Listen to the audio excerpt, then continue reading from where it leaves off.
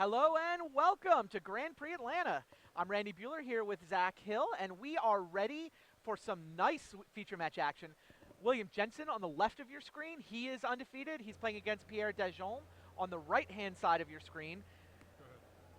What do you think of this match, Zach? What should we be looking for? I mean, I think we should be looking for how fast of a start Dagen's able to get out to. We see over his deck he's red-green, but he's only got 16 lands. That's usually a hallmark of a really aggressive deck, but Huey with red-white also tends to be a really aggressive color combination.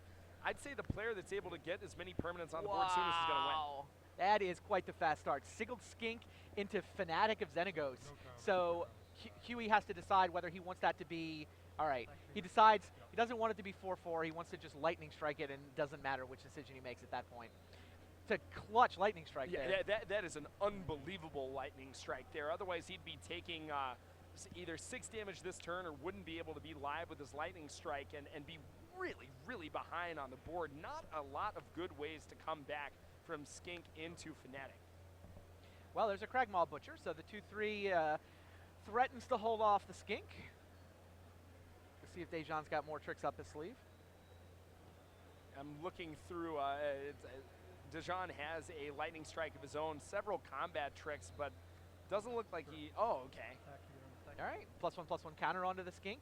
He's happy to attack with it as a 3-2. He gets another Scry's to the top, offers Huey a trade. I mean, maybe he's got a trick, maybe he doesn't. Huey is not interested in trading Butcher for the Skink. This is an unbelievable yeah, start down by comes Dagen. Arena Athlete. I mean, Skink into 3-drop into 2-2-drops on turn 4. If Huey's able to stay alive, that's a testament to his play skill and the power of his deck, because this is an amazing start for Pierre. Yeah, really nice tempo turn there for Dagen. He gets to make 2 plays. He's also got the heroic ability of the Arena Athlete threatening to cause havoc for any potential blocks next turn. And he's able to keep a card on top of his deck with Skink, so Huey knows that Pierre has got some gasoline still coming. So what does Jensen need to do? I mean, I feel like if you're Jensen, you know, the temptation is to attack with Kragmaw Butcher and get some pressure going, but it's interesting to me, he didn't block last turn. Now with an Arena Athlete, you may not be able to block this turn. I feel like you're going to have to get into a race, but I don't know how well put you are. Wow, speaking of race, yep, 3rd land, down comes the Minotaur Skull Cleaver. That attacks as a 4-2 this turn, so here's 6 power coming over right now, and the Inspired ability means that'll stay 6 power even next turn. Yeah, it's interesting. One of the Minotaurs loses 2 power. Yeah, one the other one gains picks it up. 2. Dagen has to decide, I mean, does he have a good block here? You don't really want to be blocking with the Arena Athlete here, but I think, you know, this game is obviously going to be a race. And I think at any time, you know, you can trade 2 damage for 4 damage, you've got to at least consider that opportunity. Yes. Yeah, I would be pretty tempted to put Arena Athlete in front of Skull Cleaver there. All right, Magma Spray takes out the Skink, so 3-2 Skink goes away. It was a spectacular turn for Huey. This is a spectacular series of tempo swings. I mean, if you show me Dagen's opening hand, I would never say that he's on the back burner, but I mean, 3 points of power against 6. I mean, Dagen really has got to get some offense going. All right, well, Dagen keeps attacking. That should drop Jensen to 12. And Kragmaw Butcher of his own. 2-3 is a respectable blocker here, especially against the Skull Cleaver. Well, you know, Randy, as game designers, we think a lot about initiative, like in chess, you know, who is able to kind of take the first action. We've seen a lot of initiative changes here as Dagen's played a 2-3, which prevents the 2-2 from getting in and kind of changes the pace of the race. Then we saw the haste creature kind of give William initiative. I mean, again, I mean, this is a crazy race. I mean, a lot of back and forth going on and relative amounts of board parity for what would ordinarily be 2 very, very explosive starts. Yeah, both players able to do 2 things on their turn 4, I think was the key. And it kind of canceled itself out. I mean, 2-2 drops from Pierre. William countered with a 3-drop and a Magma Spray. And they were able to sort of keep at something resembling tempo parity because of that. Yeah, I mean, this goes to show exactly why Magma Spray and Lightning Strike are such high picks. They can really bail you out of a dangerous Flurry situation. of horns! So many Minotaurs. 2 more 2-3s enter the board on Jensen's side. He's got a pair of 2-3 hasty attackers. So he's going to attack with all 3 of his 2-3s. And of course, the Kragmaw Butcher is actually a 4-3, thanks to the Inspired trigger. So this represents a cool 8 damage. power. More than half of Dagen's life total. Is he interested in blocking? 2-3 in front of 2-3, presumably, and take 6? Yeah, and I think that's probably what happened. It's hard for us to... Yeah, they're looking for tokens right now, but I got to assume that the 2-3's bounced. With Jensen tapped out, there's no reason not to make that block. This may be a historic number, a historic high of Minotaurs in the feature match area at a premier event. So far, there are 5. A lot of horned beasts. Is it coming soon? Saying, our tokens are coming soon? Better late than never, I guess. I think Dagen's life total must be 8 here. Yeah. I can't imagine him not blocking when Huey's tapped And it hasn't updated from that last attack, so. Right. Oh, wow. Oh, man. Spire Spine representing 6 damage off that attack alone. The potential for 7. And the heroic 9. trigger, he says that the Skull Cleaver does not get to block. Right. But he leaves back his other guys. So he gets in for, was that 6? 6 points, yeah, taking Huey Half down of to his life 6. total. Dagen's at 8, facing 8 power, but he's got a pair of blockers. What a crazy game. I mean, this is a fast game, and even with 2 blockers at 8, with your red-white opponent, I mean, red-white has more combat tricks than any other color combination. I think, you still can't be feeling that safe. Yeah, but you've got lethal crackback, right? Huey can't really afford to alpha strike here. That's true, yeah. Like, just the arena athlete is a lethal threat at this point, and the heroic trigger means, I mean, if Huey plans to block, he kind of needs to leave 2 blockers back. He's got 8 power. So what do you do if you're Huey? I mean, that's a great question, Randy. I mean, this is a complicated attack. My gut is, I think that You're attacking with at least the Butcher, right? 2 'Cause blockers it's 4-3. back. I think what I want to do is, yeah, that's the thing. Your 2-3s don't do a lot. I think I just get in there with a Butcher. Just the 4-3? Yeah, I think you clearly want to attack with the 4-3 because you want to force a chump block or take half his life. And you want to make sure that it's a 4-3. The first 2-3 you add to the attack doesn't actually do anything because it can just get bounced by the Butcher, but the second one kind of does. And now Dagen's got to worry about any number of tricks. Like, I probably wouldn't make this play if I didn't have creatures to follow up with because I really want 2 blockers on defense. But this is plausible. And that's a great point, Randy. I mean, it's hard for us to speculate as to that without being able to see exactly what's in Huey's hand. And, you know. Put yourself in Dagen's shoes. Is that the block? Yeah, chump to stop the 4 power. Bounce the 2-3s. You take 2 down to 6. That seems like the right block there. I like that He's kind a of lot. all in on the arena athlete. The Fortifier comes down. So Jensen's got a 2-2 that can also blank any combat damage. Yeah, 4 mana up is just enough to activate, right? I think it costs 5 is it to 5? activate. Okay. But that would be huge if he has another mana. And with an untapped step, I mean, that still represents a big... Yeah, and it's crucially, it's 2 blockers versus the arena athlete. So even a heroic trigger can't force it through. Jensen's at 5 creatures down to Dagen's 2, so he's in position to attack for lethal next turn with an alpha strike. And if Dagen attacks... lines up an attack. Yeah. He And needs to force a jump block here. now, relevantly, that the athlete, even though it has 6 power, only has 2 points of toughness. So if Jensen blocks, that means he loses the athlete. But it does mean, though, that the Spire Spine will fall off and play defense. That's true. And the Spire Spine must block.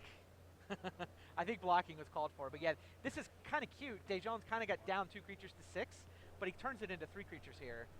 The trade, and yeah, Spire Spine falls off, so now there's 2 blockers against 4 attackers. Dagen is no longer dead to an alpha strike on board. And he's still, I mean, he's able to kill the Butcher, block a 2-3, and survive, assuming Huey has no tricks. So Dagen's still live, even though his board position is clearly at a disadvantage here. Yeah, he's even in position to trade the Spire Spine for the 4-3 Butcher. Exactly. I mean, now what Huey could do is just attack with the Fortifier and activate it, just kind of forcing Dagen to lose his Spire Spine. Because it must block. Right. Yeah, he wouldn't be able to just pick it off with the 2-3 the way he might want to. Right. That's not bad. Fortifier into Spire Spine. Right, and then just preventing the damage. On the other hand, I mean, Huey with 6 untapped mana, your opponent only have 2 blockers, probably trying to look for a way to actively win the game right here. Yeah, if he doesn't have a trick in his hand, though, then I like your attack. If he's up to, if he's got spells, that clearly changes things. 6-6. I mean, that is the thing that's got to be hard for both players right here. This is a format where not only are there a lot of combat tricks in the format, people are just playing them a lot because of heroic triggers. So there's a lot to think about, a lot of math to do, and a lot of making sure that if you make the wrong attack, your opponent doesn't just hit you back for lethal. I mean, you're at 6 life and you're both playing red decks. All right. What's he got? 3 mana. Fearsome Temper on one of those Minotaurs. So he's going to turn it into a 4/3. He's holding it out, asking permission. Like he wants to make sure Dagen doesn't have a lightning strike out from under or something. So now it's 4/3. He could force somebody to not be allowed to block him, and it looks like he is going to activate the ability of Fearsome Temper. Okay, so Kragma Butcher's not allowed to block the 4/5. So what that means is that Spire Spine has got to block the what's now a 4/5, and Kragma Butcher has got to block the 4/3 Kragma Butcher, right? Is that not? Oh no, that isn't how that works. Oh, rise to the challenge. First strike, +2 power and first strike, so the Spire Spine takes out the Butcher. Dagen takes 4 damage down to 2, untaps, and just that Fortifier. If Dagen has any removal spell for the Fortifier, he wins. He's got 6 power, but this is either the most epic of epic slow rolls, or in fact, he does not have a way to remove the Fortifier. Yeah, I liked Jensen's attack. I mean, he kind of went for it. He forced his opponent to have a trick just to avoid getting completely destroyed. Dagen did have a trick, but then he needed a second trick in order to actually win the game. Right, and that's something, a lot of the time players try to play around everything, but at some point you could just be like, look, if my opponent has a trick and a removal spell, he's got me. Right. Anything else in the game is mine. Yeah, I think Dagen was on 1 card in hand, too, so it's like the top of his deck had to be the second trick. Right. Your opponent can't be setting up something. They got to just draw it. I think 2 cards in hand. It didn't have to be on the top of his deck, but yeah. All right, Dagen goes for the attack. Got to be Fortifier in front of 4/1, right? Yeah, that's what you'd have to expect. Dagen deals 2, drops Jensen to 4. This attack is just lethal. Combat? Yeah, right. And even if Dagen can make 2 Centaurs at instant speed, Jensen can just activate. Right, yeah. Fearsome Temper made it really hard. He was going to have some way to actually kill that creature out from under the Fearsome Temper. I mean, Dagen's play looks right. Like, there's no reason to leave things on defense. I may as well bluff whatever. Wow, that was a cool game. That was an awesome game. I mean, and I am just blown away by how fast Dagen's start was and how quickly Huey stabilized and closed the game out on his own. 2 really powerful, aggressive decks. We're going to do a live look-in now on the match between Luis Scott Vargas and Ben Friedman. I'm guessing it's LSV on the left and Friedman on the right. Yes, that is indeed what's going on. We see the Eidolon of Blossoms Boon Satyr combination that we saw a lot of in the constructed rounds last weekend. I like Luis's deck so far. Oh, wow. Oh, Griffin Dreamfinder gets back the, wow. All enchantments, all the time, drawing cards. Wow. Do we have a read on what the life totals are? No. Wow, Luis comboing off, but Friedman playing super quickly. It looks like Friedman just had the game. Is that Friedman winning? I think so. I think Luis didn't have any flyers. I mean, it was an awful quick scoop on Ben's turn before anything happened, so I would assume that it was I obviously have you. I promised to attack with my flyer. Was it one of those? Yeah, it looked like Friedman wins. He had like 11 mana and a Vortex Elemental too, so he could do some trickiness. Wow. I thought Luis was like playing legitimate Enchantress from like the late 90s, but not quite enough to get there. See the back table? Reed Duke and Jeremy Desani sitting right next to each other. That's nice. Just make those guys play next to each other all weekend. How do you feel about that? Good trolls, I think. Is that It's not trolls. I want to put a camera on them. No, yeah, I mean, it is the race of the tournament. It is the conflict of the tournament, and I can't wait to see exactly how that progresses over the course of the day. Did it look like Desani and Stern have finished their match already? Or? Maybe. Well, here's a look at the upcoming webcast schedule. Grand Prix Circuit is going to be in Manchester next weekend. Everybody gets to try their hand at Theros Block Constructed a second time. That should be fun. Couple of standard Grand Prix coming up in Moscow and Chicago, running through June. And then the double limited weekend at the end of June, Washington, D.C. and Milan. Pretty sure those are both on streaming webcasts, so almost 24 hours of Magic. I think we wind up overlapping by a couple hours. Boston will be the scene for Modern once we get toward the end of July. And the whole season is building up to what's going to be a good one. Pro Tour Magic 2015 in Portland. That's going to be spectacular. Yeah, I'm so excited about the Core Set Pro Tour. I'm so excited about the fact that we have an additional Pro Tour. You know, Magic 2015, you look at the design team for that, it's all-stars. You got Aaron Forsyth, director of R&D, I think, leading those efforts, bringing in a lot of other game designers to contribute designs to the set. I mean, it's really looking to be just a completely bananas Magic set. And having, you know, a core set draft into a standard tournament to close out that year, I mean, just an incredibly exciting summer of Magic. Be the first standard Pro Tour in a little bit. We sort of started the Theros block with a Pro Tour, a standard Pro Tour, and now we finish it with another one. Well, I think that's just so exciting to be able to see the entire arc of a given standard format, how it's evolved, what stayed the same. I mean, you know, and what Magic 2015 is going to do to shake things up. Right, absolutely. Yeah, there's 2 core sets legal for that. 2014 doesn't rotate out until the fall when Khans of Tarkir rotates in. And historically, we've just seen some of the craziest, most brilliant innovations in a format that has this many sets. Right, yeah, that's the biggest standard ever gets. Well, off to the races in Game 2. William Jensen is up a game on Pierre Dagen. Dagen, once again, turn 2 Sigiled Skink. That's what we saw in the first game. And it looks like Huey has sideboarded into a red-blue deck based on what's in his hand. No longer red-white. Looks like Dagen is sticking with green-red. I think there's some element of this of knowing that you're on the play, wanting to keep, you know, just as aggressive potential starts as possible. You have to assume your opponent's not going to have Lightning Strike into Magma Spray and to, you know, 3-drop, 1-drop every single game. Yeah, maybe Huey thinks he stole one there on the draw with the aggro version of his deck, but whereas his red-white's maybe not at its best on the draw. That would be my guess. You know, you've got cards like the, you know, 2/2 Minotaur plus 2/0 and haste, just not all-stars when you're drawing first. Yeah, I like the way, does he have an island or is he slow rolling the information about his color change? I think he does not have an island, but I think that even if he did, it'd be nice to go mountain. I mean, Dagen has no idea. I can see a little flash of blue when Huey's hand gets in front of the camera. There's clearly a number of blue cards there that Dagen has no idea are coming. Oh man, Dagen's turn to clear with a Lightning Strike. No 3-drop for you. It is pretty powerful to get Sigiled Skink going. I mean, Aqueous Form is a card that's seen a reasonable amount of play. The Skink just not having to make you commit a card to that ability. I mean, it can really set up your draws in the early game. It's a little easier to block than an unblockable creature. Yes. That's a fair Dagen point. did scry to the top.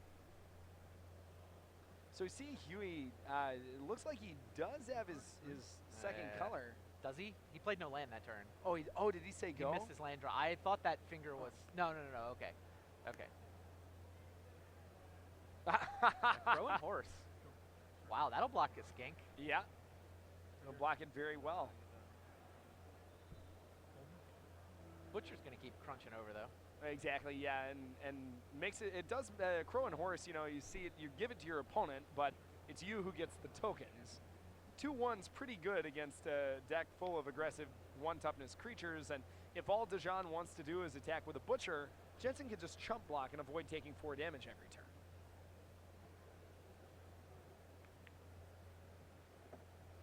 I wonder if the horse is part of the sideboard plan, too. You don't run horse in an aggro red-white deck, but you do run it in a blue deck. And that's a great point. Yeah, all his white creatures we saw were random like 2/2s. The last thing you want to do is give your opponent an 0/4 to block all of them. Yeah, I think the fact that he had that horse in his pool probably meant he knew he could do this against somebody who was as aggressive as Dagen is. Right. And you see, I mean, you know, the horse... Fairy Span Tromper, Sedge Scorpion, so a 4-drop and a 1-drop as Dagen's turn 5. 4 creatures in play, but just getting that 1 dork from the horse was able to both hold off the skink and chump the Butcher last turn. I like this sideboard plan. This seems super smart. Speaking of creatures that block well, down comes Coastline Chimera. And so now Dagen has the options. 5 toughness is a great number against the 4-3 Kragma Butcher, and that 1-1 token means that it can trade with either your Skink or your Scorpion. So again, the 1-1 just presenting a pretty big problem for Dagen. Dagen has enough permanence on the board that I think he can really start attacking, but still just Jensen able to effectively play defense against a really good start. All right, Tromper and Butcher head into the red zone. Butcher's a 4-3 because it did attack last turn. Tromper's a 3-3. And yeah, one got blocked by the Chimera. The other one got through for damage. Assume Billy took 3 there. Oh, Starfall finishes off the Coastline Chimera.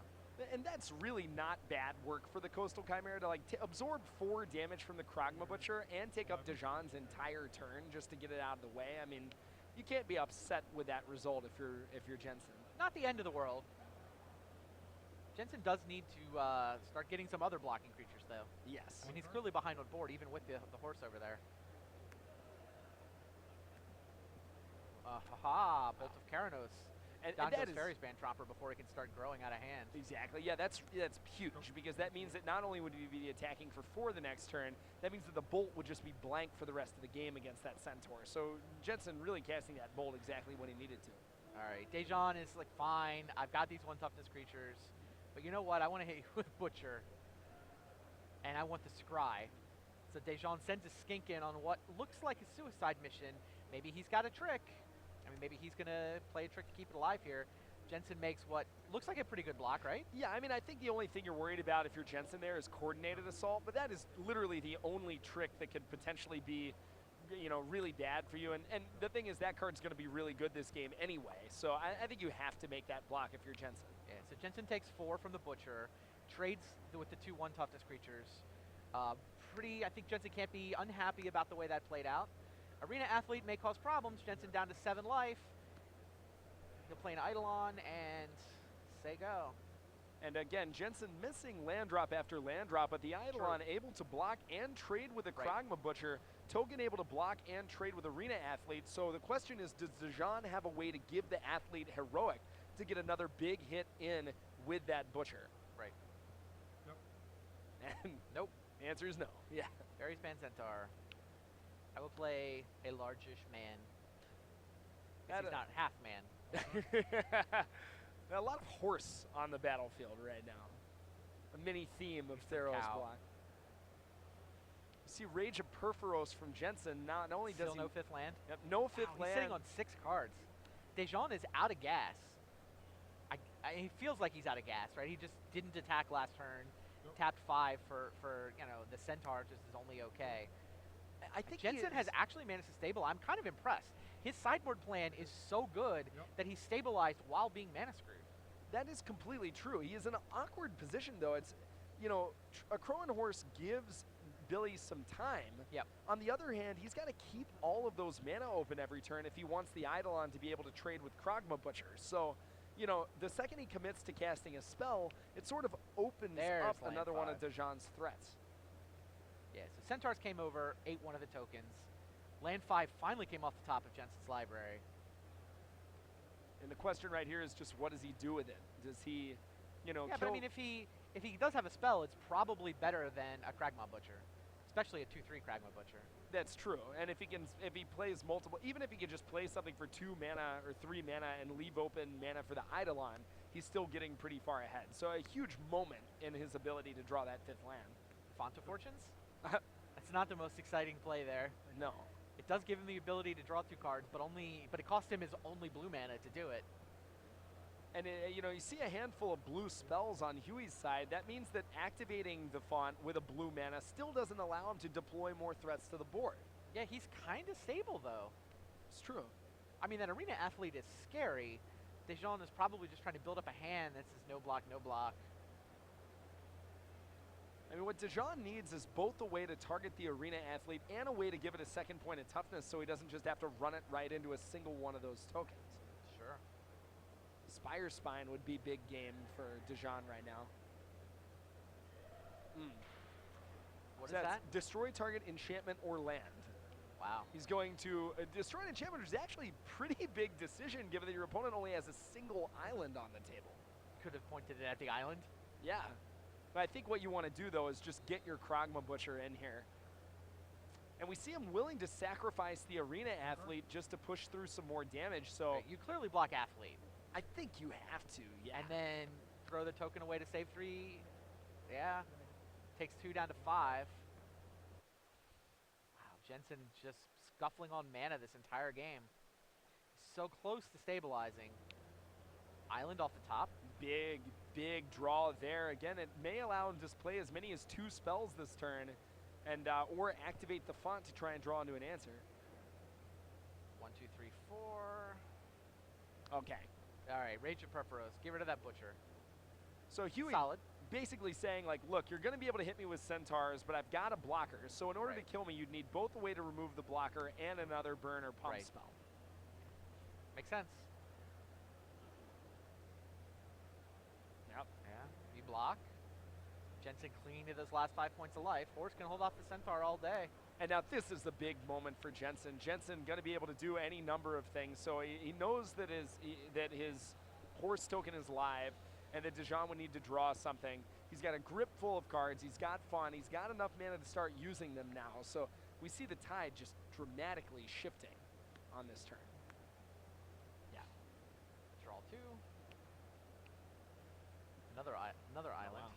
That's a Fated Conflagration. Yeah, that's what I thought I saw. 5, interestingly, not 7. Still, no. Centaur's got some toughness. Wow, it just says go. I think I saw a Retraction Helix in there too. I'm not sure what else. What's he got to do at instant speed? I think Fated Conflagration, he can cast at instant speed if he wants to. If it's a target, yeah. Yeah. Oh, and that looks like a sudden storm, so sure. if Dagen has any way of pumping the Trapper, if he is going to play something, Huey can lock them down, get a scry, start to produce an offense. Okay. Taps his own horse. Why not? I guess he could attack, get a point of damage in with that soldier next turn if he really wants scries to. to the top, crucially. I think part of the reason he chose that line was he valued the scry. So he's able to tap 2 creatures, he's able to set up his draw for next turn, he's able to make sure Dagen doesn't get in an attack, and he kind of turns a profit on a soldier token. Like, he no longer has to chump block with a soldier token, he actually gets to build up to 2. Makes sense. And that's another Minotaur. Is that Pensive Minotaur? I think that is Pensive Minotaur. That Minotaur is thinking... It's not thinking for long. Huey, so just get that out of here. I got too many cards. I gotta actually do something. I mean, a pretty aggressive play using a very, very high pick card like Lightning Strike against, what's usually sort of a 23rd card like Pensive Minotaur, but it just gives Huey time to draw cards. The thing is, yeah, it buys him a ton of time. The thing is, he knows the Centaur's not untapping, so the Pensive Minotaur is actually the only creature that can attack there. But never mind. Fanatic of Xenagos can attack. What do you think, 4/4 or haste? Oh, wow. I think you don't make it haste because you've got a Retraction Helix. Yeah. Jensen went for the 4/4. He agrees with you. Upkeep. So this is upkeep, Fated Conflagration. Now, why is he playing this on upkeep, Zach? Okay, so the card is, if you play it on your turn, you get to scry. And so that means he just gets to set up his draw. At first I thought, oh, is that when you play it as a sorcery you get to scry? No, but it is if it's your turn. So yeah, this is a trick a lot of people miss with the Fated cards, but playing them during your own upkeep is often the best time to play it, because it takes advantage of, it is an instant, so it's legal, and it does mean that you get to set up your next draw phase. So yeah, he gave him the 4/4 Fanatic, knew that Fated Conflagration was going to trump it out. He's going on the attack. The Acroan Horse. The soldiers start to betray Pierre Dagen. That's a pull from the deep. That gets is a back pull an from the instant deep. and a sorcery. Wow, getting back Bolt of Karanos and Fated Conflagration. So This sideboard plan is awesome. just so much card advantage from Huey's side. Yeah, William Jensen looking every bit the Hall of Famer that he is. This is awesome. You see Huey just tossing the token aside like, yes, I'm going to block your Centaurs. Completely transformed his deck. I mean, this Didn't horse. panic when he got mana screwed. You know, this deck that he has sideboard into is so advantaged in this matchup that he's been able to survive that mana screw. He's got 7 cards in his hand. Dagen is down to a 3/7. Yeah, you see cards like Lightning Strike, like Magma Jet, just getting so much value, and you know, having the liquidity to be able to trade 1-for-1 so easy with your opponent means cards like Font of, you know, allow you to draw cards, just so effective here. Rise to the challenge on a Crow and Horse is actually going to take down. No, it doesn't, right? Is that Rise to the challenge? That is Rise to the Yeah, challenge. that That's makes only it 2 damage. Yeah, that makes it a 2/4, dude. That is not good enough to pick off. Oh, yeah, there's the smile from Pierre Dagen as he realizes, oops, just threw my Rise to the challenge away for no reason. Oh, no, so he's rising the Minotaur so that the to kill Crow and the Horse horse! dies. To kill the horse, that's what the smile was. Oh, well, that's clever. All right, so that quite is a clever. big moment for It is. Dagen. And that, you know, now the blocks on the Centaur are meaningful. Dagen still has a ton of time to be able to mount an offense. You know, he's facing down 5 power, but that's still several turns. So Huey now obligated to put something in the way when it comes to defense. That said, we know Huey has a grip full of spells in his hand, so. We also know Huey could not have afforded to take a Centaur hit at any point.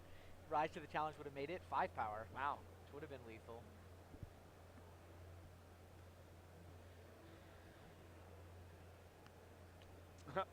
Nimbus Naiad sends Minotaur to the air. And we see Huey taking a really aggressive bent here with the Soldier attack and the Minotaur attack. Now Naiad, you know, 6 points of damage when you're on 5 life, Well, you know. It helps that he has Retraction Helix in his hand. Absolutely. I mean, he's got a non-summoning 6 blocker. I mean, I guess he would just chump block here, but I mean, if Dagen's got something. Yeah, Oh, Dagen just says go. Wow, he's playing defense. and if Dagen had a Hilarious. creature with haste, you just Yeah. block and use that. Jeez. Man. Jensen with the reveal at the end. Game 1 was really close. William Jensen, Hall of Famer, back. He's been playing full-time Magic for about a year now, basically ever since he got, you know, leading up to that Hall of Fame induction, and he's playing some spectacular Magic. He absolutely is. And Randy, I agree with you. The sideboard plan just brilliant. Positioning himself into a deck does exactly what he needed to do, capitalizing on cheap removal and card advantage, plus a Crow and Horse, which we saw take over that game to earn a convincing victory against a very strong player playing by what, by all accounts, based on what we saw, was a very strong, aggressive red-green deck. Yeah, Dagen's deck looked solid. It came out super fast, but you know the removal spells to sort of blunt the initial attack. And looks like we've got Reed Duke has been moved on to one of our feature tables. There you get a look at him, the current leader in the Player of the Year race. Top 8 last weekend at the Pro Tour. Gets him a 4-point lead on Jeremy Desani. Wonder if, did we get a result from that back table? I guess Desani's match ended quickly. I'd love to know whether he won or not. And then LSV and Ben Friedman. I'm guessing Friedman won. Yeah, it sounds like a 2-0. So freed up a table for Reed Duke. It's kind of a good news, bad news situation. I just look at these stats and they blow my mind. Reed, 52 pro points, 2012, 2013, 70 pro points. So far. So far for this season. And to think that last week was his first Pro Tour top 8. Yeah. 10 GB top 8s, only 1 Pro Tour top 8. And we're in. This looks like game 3. Reed Duke's on the left of your screen. He's got a pretty aggressive draw with his, I mean, he's essentially a white-blue heroic deck. Patrick Dickman, Hero's Downfall. Oh, wow, he brought his own beta lands. I've seen Marshall do that in side drafts, too. They are pretty. Well, and just an unbelievable start from Reed. He's got a Johnny's Presence to save his Orexo Swiftballs from the Hero's Downfall. And, I mean, Reed, tremendous offense right here. I mean, Dickman missed a land drop, right? You know, Dickman did miss a land drop. Although, he's got yeah, a lot of Voyaging mana Satyr, acceleration, Unicorn. but that makes it a lot harder to throw that Voyaging Satyr in the way of one of those Swift Claws, which I think you want to do when you're sitting at 17 life, staring down 6 power. He has to. Yeah, so both Swift Claws go into the red zone. Pair of 3/1s. And Dickman looks like he's taking just 6. taking the He damage. is not interested in trading his Satyr. Vortex Elemental for Reed Duke. And Wow. Hopeful Eidolon just as a 1/1. Yeah, a hard cast Hopeful Eidolon What not a does bestowed that one. represent? I mean, I think what we're seeing right now is representing Dictate of Heliod. Just wanted to get as many creatures on the Wow. board as possible, set up the blowout, get as much damage through. I mean, because he has 4 mana, and bestowing upon a Swiftclaw would have been really good there. Yes. So you have to know if you're Dickman that something crazy is coming up. Yeah, I don't know if he's seen it in a previous game, but there are 2 cards in Reed Duke's hand. When your opponent hardcasts Hopeful Eidolon, they're up to something. Yeah, That and just is not the way you normally play that card. right, and you can see it being cast on like turn 1 or something to set up an ordeal, but not this late. It's a Oh, faded. Sure. Pair of two Centaurs. Two He played- Centaurs plus a Scry, which means that even if Reed does have the Dictate of Heliod, the Centaurs can still block and trade with both of those Orexos Swiftclaws. Yeah, Dickman could have done that as a surprise block in the middle of combat. Decides he really wants the Scries, so goes ahead, does it on his turn, takes advantage of the Scry, ships the turn back. Yeah, I mean, that's the thing. If you're Reed, you're not real. If that's your angle, you're probably not going to play very differently. No matter, you're probably casting, Dictate, and attacking. You know, you're going to do that anyway. So you might as well get a Scry if you're Patrick, I think, especially given how land light you've been in this match. Yeah, he can't afford to miss the Scry. I agree with you there. Now, Vortex Elemental has the potential to muck around with those Centaur tokens, but Reed doesn't have enough mana to force the Centaurs to block yet. He's at 5. 6 mana would let him to start doing that. Right. Force him to block and then use Vortex to shuffle him back in. He interestingly, Randy, can use the block without the activation of the To clear a path for his Swiftclaws. if he Well, wants for to. one I of 'em. think that would be a very aggressive play. I don't think that's what we're likely to see. Yeah, here. I'm with you. I feel like Hopeful Eidolon must mean Dictate of Heliod. And yeah, everybody's just headed into the red zone. So Dickman, even if Reed has Dictate of Heliod, could block Swiftball. right or eat the Vortex Elemental. Say I'm going to take some damage, but I'm going to clear you out of a threat. Yeah, you don't necessarily get to eat it though. Reed might change his mind and just shuffle. That's a good point too. Yeah, if you block there, It he doesn't depends. have to cast it. I mean, if he blocks Vortex plus Hopeful Eidolon, then maybe you force his hand. He has to go Dictate of Heliod then. Yeah, Dickman lining this up. I mean, even if he hasn't seen Dictate of Heliod, it's almost the only card that makes sense here. Yeah. All right, so he's looking at Swiftclaw Eidolon. I mean, Reed could be setting up just like a master bluff here, and just making it so obvious that he must have Dictate that he can get Patrick He's to make gonna some bad hard blocks. cast Hopeful but- Eidolon. Yeah, man. You don't just hard cast Hopeful Eidolon. You have a reason when you do that. Like when it happens on turn 1, it means ordeal. When it happens on turn 4 with 4 mana, when bestowing it would have been really good. right. I mean, Yeah. to let him also play a Vortex Elemental, but whatever. Yeah, you would wait a turn. All right. He goes Vortex Elemental Swiftclaw. Reed is just going to shuffle in and trade. All right. So Swiftclaw goes down. 4 damage gets through. I mean, if Reed has more creatures to play, then he's set up for the Dictate next turn. Dictate there doesn't actually do anything. Right. Right, the Vortex Elemental would have died if he had tapped out for Dictate, so I like this play. Yeah. Reshuffle with Vortex, trade the Swiftclaw, get in for 4. Now, if he's got anything else to do and he can still Dictate next turn, it's got to be in his hand. If Has he's to. not, he's certainly got me fooled. Oh, Oh, how about that? wow. How about Fable Hero? How do you feel about Double Strike? How does that interact with +2/+2? Is that good? If so, why? Yeah. Just so much damage from Reed. Such an incredible mana curve. I mean, Dickman, Opaline Unicorn into Voyaging Satyr means he's got access to a lot of mana, but between these missed land drops and just the pressure from Reed, I mean, he is going to have to do some crazy things to get in this game.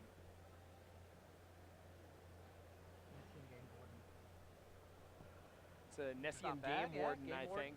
2 forests, so he gets to go looking to see if he can find a creature. I don't remember. No, he whiffed. Wasn't able to set that up with the Scry last turn. That is an incredible card, but what you need right now is not card advantage. You need tempo advantage, and you're under a Two lot of plays pressure. would have been nice, but I mean, having a 4/5 is also useful. The numbers work out nicely against that Fabled Hero, It that is does. for sure. But I mean, you've got to assume that Reed has some way to pump his creatures, Yeah. else the Eidolon play just doesn't make any sense. Yeah, smash. Send him in. That makes sense. Dickman is going to block. Is he going to block with the Unicorn? If he doesn't block with the Unicorn, he dies to Dictate of Hylia. Right. It's just lethal. 4 plus 4, 8 is bigger than 7. He's got to block with the Unicorn here, right? I would assume so, yeah. I mean, Blocked. Swift Claw. Hoping against hope that Reed just has been on a bluff the whole time. yeah, I mean, and the thing is, like, you're dead to Dictate if you don't block. If you block, you're not super mad that you're trading that for a trick, and yeah.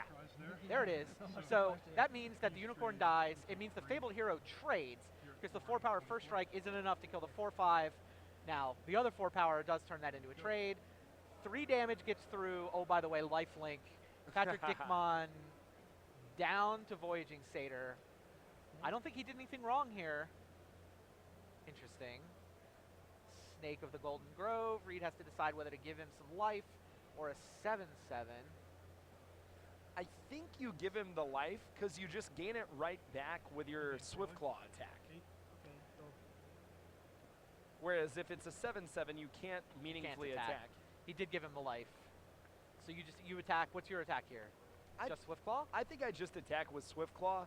I don't want to represent a combat trick on Hopeful Eidolon because, I mean, my opponent would have to block it if I add a trick anyway, so. That is Reed's attack. Swift Claw is going to go and trade with the 4/4. Oh, man. And down comes Sphinx's Disciple. 2/2 flyer. Make that 4/4 flyer. Plus, oh, by the way, the 3/3 life linking Eidolon. Ha. Erebos comes down, turning off all Reed's life gain, although not sure life gain was the important part of what Reed's been up to this game. Yeah, Sphinx. Yeah, Sphinx's Disciple heads in, so 2, 4, 5, 6, 7. Dickman not interested in going to 1. He'll chump block with Voyaging Satyr and still goes to 4. Yeah, he draws a card. He'd rather draw a card than have a Voyaging Satyr. Untap, one last draw phase.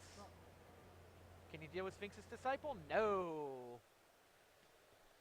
Reed Duke moves to 6-0, joining his teammate, William Jensen, at 6-0. We also saw Ben Friedman move to 6-0 this round, and did we ever get a result on Dazani versus Stern? Never did hear how the Dazani match turned out. But we'll look that one up. Dazani just trying to keep pace with Reed Duke. He came in with dreams of getting to the top, but Reed's deck looks spectacular. Yeah, every single card from Reed's deck looks so good. I mean, Sphinx's Disciple is whatever.